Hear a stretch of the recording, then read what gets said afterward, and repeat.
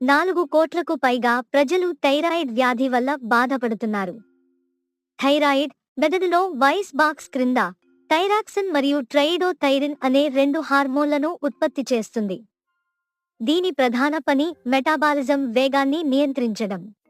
మరియు స్నేహితులారా, మెటాబాలిజం శక్తి. చాలా సార్లు మెటాబాలిజం మారుతుంది. ఇదేను థైరాయిడ్ వ్యాధి అంటారు.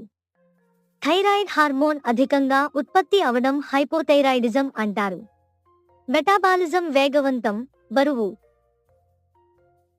థైరాయిడ్ హార్మోన్ తగ్గితే హైపోథైరాయిడిజం. మెటాబాలిజం మందగించి బరువు పెరుగుదల. థైరాయిడ్ వ్యాధికి చికిత్స సాధారణంగా అందుబాటులో ఉంటుంది, కానీ చాలాసార్లు తోటపై భారమవుతుంది. ఇక్కడ మీకు ఆరోగ్య బీమా వస్తుంది. స్నేహితులారా, నా బయోలో